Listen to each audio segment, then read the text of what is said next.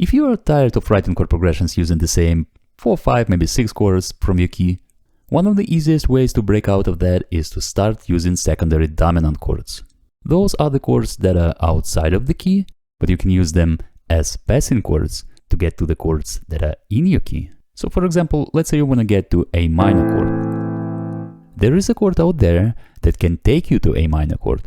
It has a very strong pull into A minor. It naturally wants to flow into A minor. And so you can use it as a passing chord to get to your A minor chord. And the same is true for the other chords in the key. You want to move to F major, there is a chord that can take you to F major.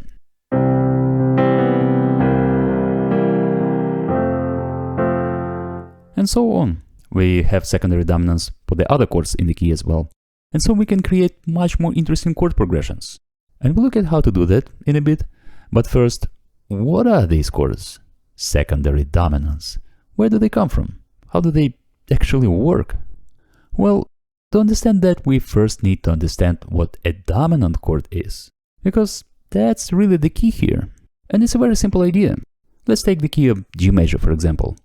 We have 7 chords in a key, we call them diatonic chords. And each of these chords actually has a name that you can see on the screen. Now, don't worry about these names. There is actually only one that we care about right now. And it's this one, the dominant. So the dominant chord is simply the 5th chord of a key. In a G major key, it's a D major.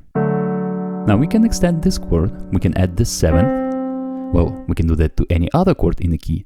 But when we add the 7th to the dominant chord, we get what's called a dominant 7th chord. So we can use a regular major chord, or we can add the 7th if we like. And we'll see very soon why we would actually want to add the 7th. But either way, that's our dominant chord. It's the 5th chord of a key. Now let's go back to this idea of secondary dominance. So say we want to move to the 5th chord.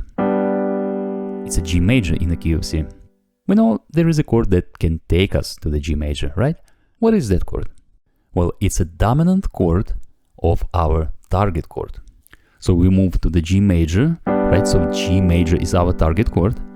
And what's the dominant of G major? Well, we've just seen, it's a D major. So we take this chord, we make it a dominant 7th chord, and we put it right before the G major.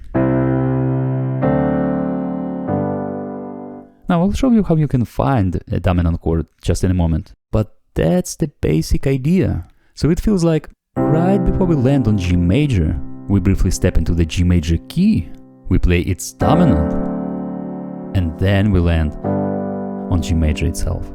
And we call this chord the 5 of 5, because it's the 5th chord of our 5th chord. Now stay with me, this will all make sense just in a moment. Let's try chord 4. It's F major in the key of C. We know there is a chord that can take us to F major. What is that chord? Well, it's the same idea. It's the dominant chord of the target chord.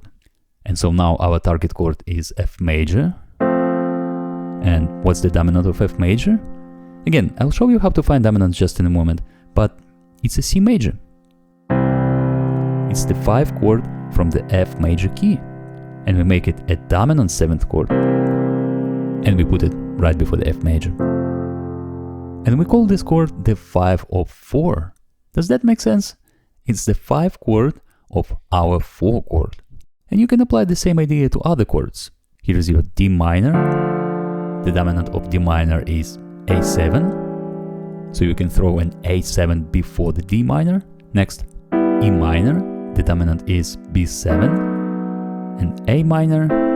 The dominant is E7. Now you can find a dominant chord by simply going up a perfect 5th from your target chord. So if your target chord is A minor, you start on A, then you walk up 5 notes, 1, 2, 3, 4, 5. I'm just walking up an A minor scale.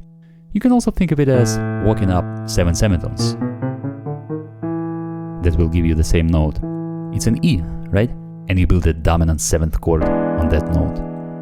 Or you can simply take the 5th from your chord. Here's your 5th, right? D minor, here's your dominant. F major, Here is a dominant. Now, a dominant chord is a little bit more than just a 5 chord in a key. It has a specific quality. It wants to pull us back to the 1 chord. And if we add the 7th, that pull to the 1 chord becomes even stronger.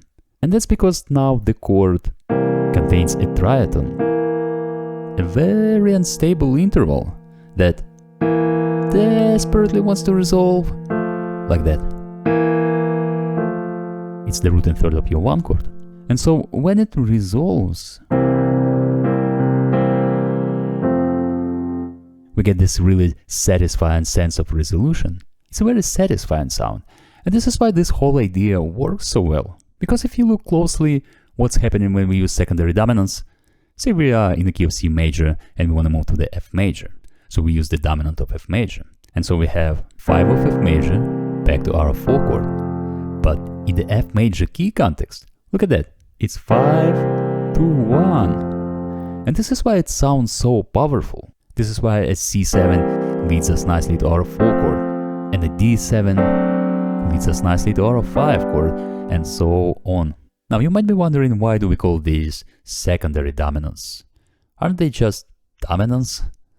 Well, of course they are, but we have only one dominant or a dominant 7th chord in a key. For example, in the key of C major, it's a G7. It's our primary dominant. We don't call it like this, but we can think of it like this. It's the only dominant that naturally occurs in a C major key. And all the others, like C7, D7, and so on, they don't belong to the key. We kind of stealing them from other keys. And that's why we call them secondary dominants. So in the C major key context, they're secondary dominants. Now let's try to use secondary dominants in a chord progression. So say we have a progression like... Now we can add a secondary dominant chord before any chord we like. So let's see, we move to A minor, so we can add an E7. Next we move to F major, so we can add a C7. Next G major, we can add a D7. And then we are back to the 1 chord, so we can throw in G7. It works exactly the same way, we just don't call it a secondary dominant, because it's the primary dominant of the key. And so now the whole progression sounds like this.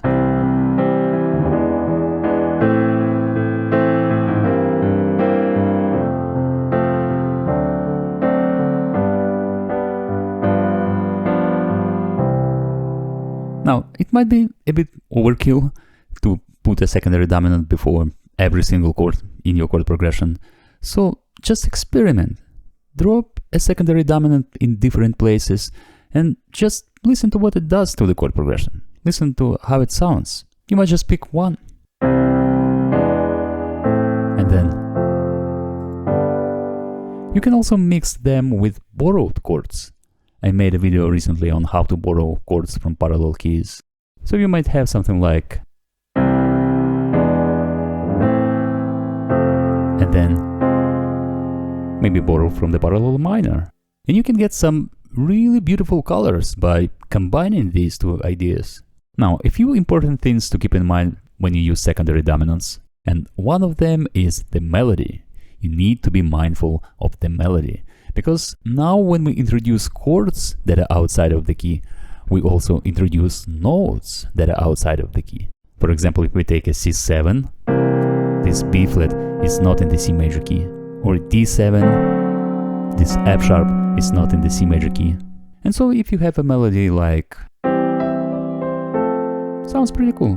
Now with the secondary dominant, sounds nice. But if you have a melody like... sounds pretty cool, but now with the secondary dominant, that doesn't sound really good. And that's because the B flat clashes with the melody note. So just keep that in mind. Whatever melody note you play or sing, you need to make sure that it works with your secondary dominant chord. Now another thing is the 7th that we add to a dominant chord.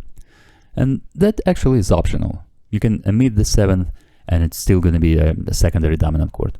Because secondary dominant chords are defined by the dominant function, not the 7th.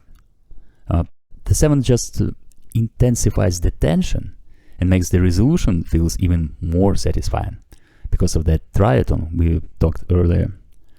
And that creates that really interesting sound. But you can leave it out.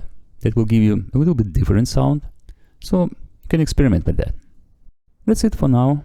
I hope you learned something new today, and I'll see you next time.